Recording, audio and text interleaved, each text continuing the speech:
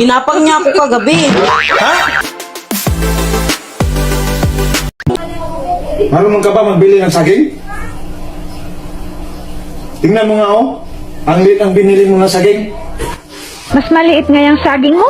Nagreklamo ba ako?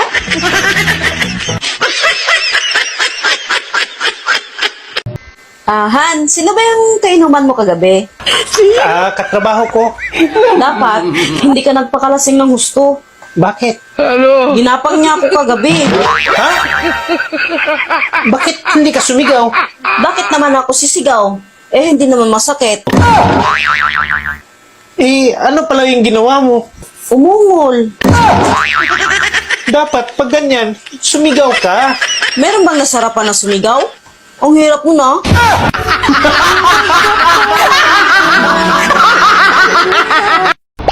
Ang laki talaga ng pinagbago sa'yo.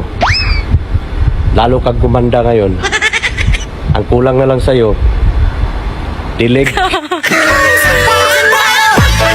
Pare, tulungan mo naman ako sa problema ko. Bakit anong problema, Mare? Kapag nakakarinig kasi ako ng lalaki nagmumura, hindi ko mapigilan ng sarili ko na hindi makipaglabing-labing sa kanya. Pot. Hindi nga.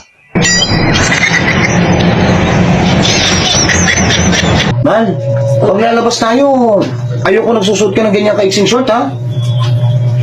Sweet mo talaga. Ayaw mo talaga nang nababastos ako, no? Hindi no, ang itim kasi ng puwet mo. Puro kurikong ka pa, nakakahiya ka. Anak ka ng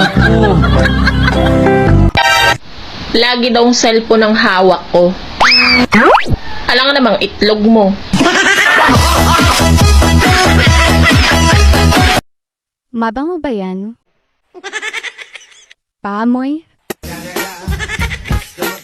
Tips sa may mga uyab diha, paminawa og maayo para makatabang ninyo. Ganun seryoso man ka? Nadi kay uyab.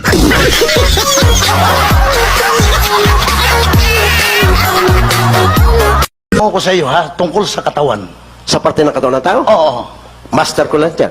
Ano ang pinakamalamig sa parte ng katawan ng tao? Punong tenga.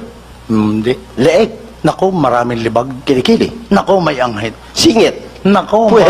nako, lalong mabahong utot. Oh, hindi na ako tumama sa'yo. Ay, ikaw! Anong parte sa katawan ng tao pinakamalamig? Ang pinakamalamig sa parte ng katawan ng tao ay ngipin. Bakit ngipin? Pag hindi ka nag-toothbrush, nagyiyilo! Ano yung sinasabi mo? Ba yan ang asawa ko'y ganun eh, puno ng... Napansin mo ba pag nag-upload ka ng video sa TikTok? Kunti lang ang views at kunti lang ang hearts. Alam mo kung bakit? Bakit? Pangit ka kasi.